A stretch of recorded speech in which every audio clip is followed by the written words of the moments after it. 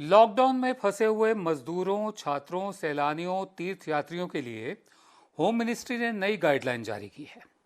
नई गाइडलाइंस के अनुसार अलग अलग राज्यों में फंसे हुए लोग अब अपने अपने घर वापस जा सकेंगे, लेकिन एक बार फिर इसकी जिम्मेदारी राज्यों पर होगी। फंसे हुए लोगों को घर वापस लाने के लिए राज्यों की सहमति जरूरी है। इसके लिए राज्यों को आपस में ही बात करनी होगी। केंद्र की गाइडलाइंस के मुताबिक राज्यों को फंसे हुए लोगों को वापस लाने के लिए सैनिटाइज्ड बसों की व्यवस्था करनी होगी। लेकिन जो दूर दराज इलाकों से आए हैं, जहां बसें नहीं जा सकती हैं, मसलन दिल्ली से बेंगलोर या चेन्नई से पटना या पटना से कलकत्ता, कलकत्ता से बॉम्बे, उनके लिए एयरलाइंस की व्यवस्था है क्या? क्या एयरलाइंस भी अपने ऑपरेशन शुरू कर सकती है कुछ दिनों के लिए? इस पर गृह मंत्रालय एकदम खामोश है और ऐसे हजारों की तादाद में लोग हैं जो फंसे हुए हैं। बहरहाल, वापस जा रहे लोगों के लिए राज्यों को ही मेडिकल स्क्रीनिंग और क्वारंटीन का इंतजाम भी करना होगा। राज्यों को ही नोडल अधिकारी नियुक्त करने होंगे, स्टैंडर्ड प्रोटोकॉल बनाना होगा।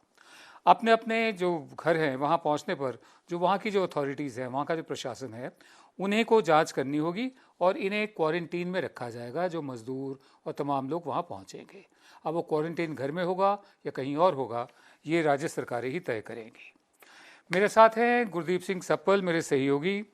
गुरदीप, मेरा पहला सवाल आपसे ये कि क्या आपको लगता है कि केंद्र सरकार ने एक बार फिर से बिना किसी प्लानिंग और तैयारी के फैसला लिया है, जिसमें एक बार फिर पूरी जिम्मेदारी राज्य सरकारों की है, या पूरी सोच समझ के लिया गया है? ये फैसला अच्छा फैसला है, पहले तो हमको ये कहना पड़ेगा, क्योंकि इसका बहुत दिनों से इंतज़ार था। बहुत सारे ऐसे प्रवासी मजदूर हैं, टूरिस्ट हैं, बच्चे हैं, कोचिंग वाले, वो फंसे हुए थे। लेकिन ये फैसला आने से ठीक 2 दिन पहले हमारी सरकार ने, केंद्र सरकार ने सुप्रीम कोर्ट में कहा था कि वो ऐसा नहीं चाहती है। उन्होंने कोर्ट के अंदर ये हलफनामा दिया था कि जो प्रवासी मजदूर हैं उनकी हम खाने पीने की हमने इंतजाम किए कर रखे हैं देश भर में, और उनको उनके घरों पर नहीं जाना चाहिए। कोर्ट ने बार बार, सुप्रीम कोर्ट ने बार बार इस बात को उस दिन उठाया था, सोमवार को, कि सरकार इसकी कोई तैयारी करे, कोई प्लान दे। और फाइनली सरकार ने कहा था कि हम राज्य सरकारों से बात करके हम एक प्लान तैयार करते हैं। कोर्ट ने 3 तारीख तक का टाइम दिया था। अब सवाल यह है कि 48 घंटे के अंदर ये निर्देश आ भी गए, तो इसमें तैयारी कितनी हुई वो तो ऑब्वियस है, और तैयारी की शायद ज़रूरत नहीं थी, क्योंकि केंद्र सरकार ने किया क्या है कि उन्हें निर्देश दे दिया कि हम अलाउ कर रहे हैं, अब काम राज्य करेंगे। पूरी तैयारी राज्यों को करनी है, और राज्यों को कोई पैसे का कमिटमेंट नहीं दिया गया है। हम इस बात को समझें कि हम कितने लोगों की बात कर रहे हैं। देश के अंदर 2011 के सेंसस के अनुसार 5 करोड़ 60 लाख ऐसे लोग थे जो एक राज्य से दूसरे राज्य में जाके काम करते हैं। अभी अनुमान है कि करीब 8 करोड़ लोग ऐसे हैं। इन 8 करोड़ में से आप आराम से ये एस्टिमेट कर सकते हैं कि 1 से 1.5 करोड़ कम से कम लोग अपने घर जाना चाहते हैं। तो इतनी बड़ी संख्या के लिए जो कोऑर्डिनेशन होना है वो केंद्र ने पूरी तरह से राज्यों पर छोड़ दिया है, कोई सपोर्ट नहीं दिया है। और दूसरी बात, हर राज्य को कितने सारे राज्यों के साथ कोऑर्डिनेशन करना पड़ेगा? एक एक राज्य में मजदूर 4-4, 5-5 राज्य के रहने वाले हैं, और हर एक राज्य को एक दूसरे से कोऑर्डिनेशन करना पड़ेगा। ये बहुत बड़ा काम है। आज कई सारे राज्यों ने शुरू भी कर दिया है। तेलंगाना सरकार ने, महाराष्ट्र सरकार ने, पंजाब सरकार ने डिस्ट्रिक्ट लेवल कोऑर्डिनेटर्स आज डिक्लेयर किए हैं, जो कि अब रजिस्टर बनाएंगे, लोगों को इकट्ठा करेंगे, कौन कौन जाना चाहता है, और वो प्लानिंग करेंगे। लेकिन ये फैसला का विरोध करने और ये फैसला करने के बीच में सिर्फ 48 घंटे का अंतर था, और शायद इसलिए था क्योंकि परसों हम लगातार टीवी पे ये देख रहे थे कि सूरत में प्रवासी मजदूर पत्थर फेंकने लगे हैं, कलकत्ता में वो लड़ाई करने लगे हैं, लोग दुखी हो रहे हैं, और ये टीवी की जो विजुअल्स हैं उससे शायद सरकार ने फटाफट ये फैसला करके राज्यों के पाले में गेंद डाल दी है। राज्यों के पाले में गेंद डाल दी गई है। एक बार फिर से निर्देश दे दिया गया है, फतवा जारी कर दिया गया है। अब राज्य पूरी जिम्मेदारी संभालेंगे।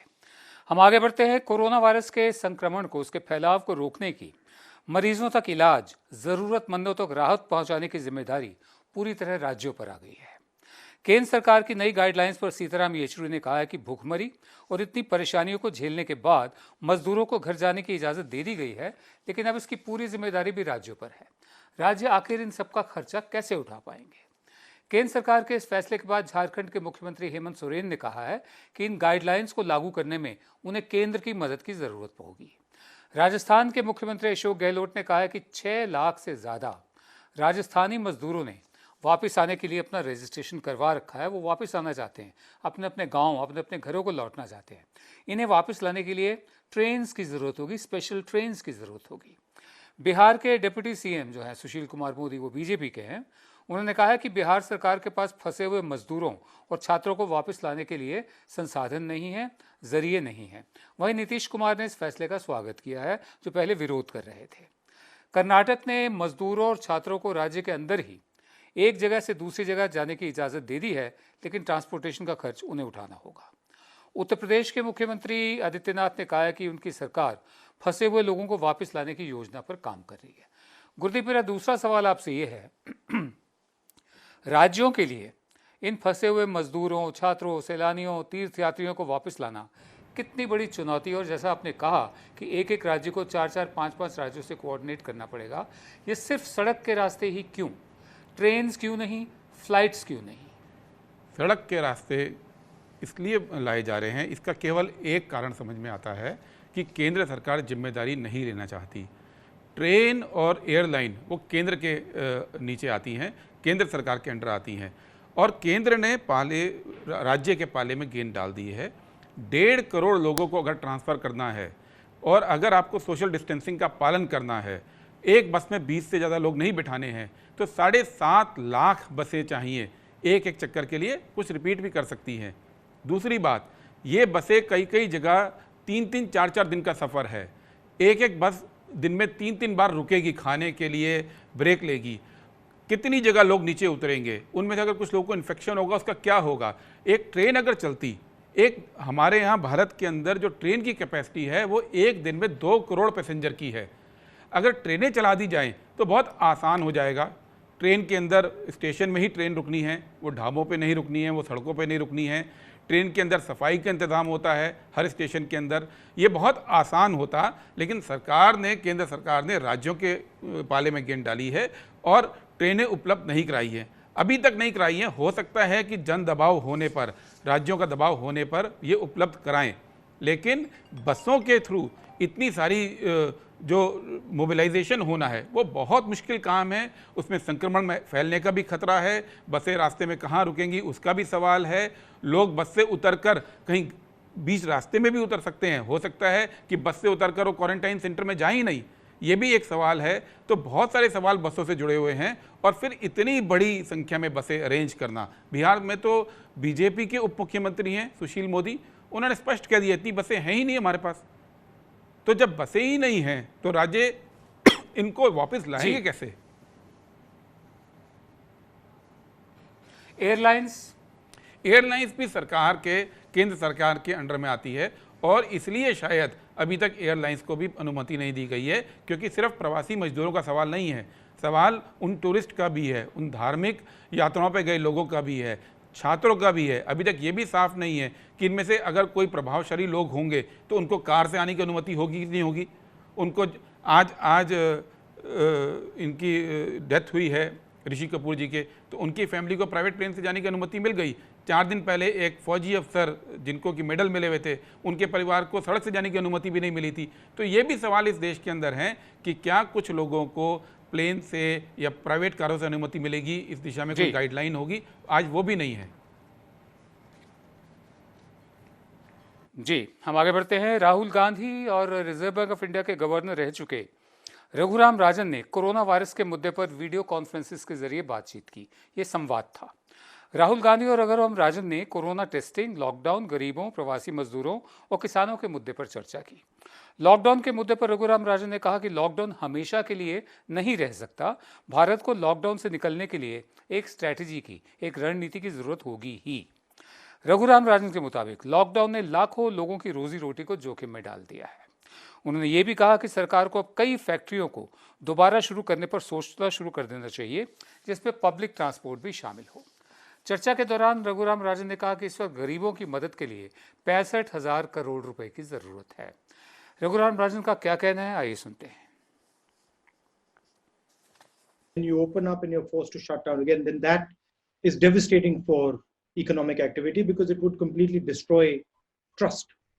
Would you agree with that? I think that's right, because that would suggest, take even a second lockdown. It means that you haven't been completely successful. If you reopen again, will you go into a third lockdown? So it does diminish credibility. Dr. Rajan, कितना पैसा लगेगा गरीबों की मदद करने के लिए? तकरीबन 65,000 करोड़. हमारा जीडीपी 200 लाख करोड़ है, और उसमें 65,000 करोड़ इतना ज्यादा. गुरदीप, मेरा सवाल आपसे ये है कि एक तरफ तो ऐसे तरीके बताना कि घंटे घड़ियाल बजाइए, शंख बजाइए और दिए जलाइए, मोमबत्ती जलाइए, इससे नक्षत्रों पर असर पड़ता है, कोरोना वायरस भाग जाएगा. दूसरी तरफ एक्सपर्ट्स से बात करना, विशेषज्ञ है उनसे बात करना. ये जो बातचीत हुई है राहुल गांधी और रघुराम राजन की, इस पर आपका क्या कहना है? विनोद जी, राहुल गांधी सोशल मीडिया के पहले बड़े शिकार रहे.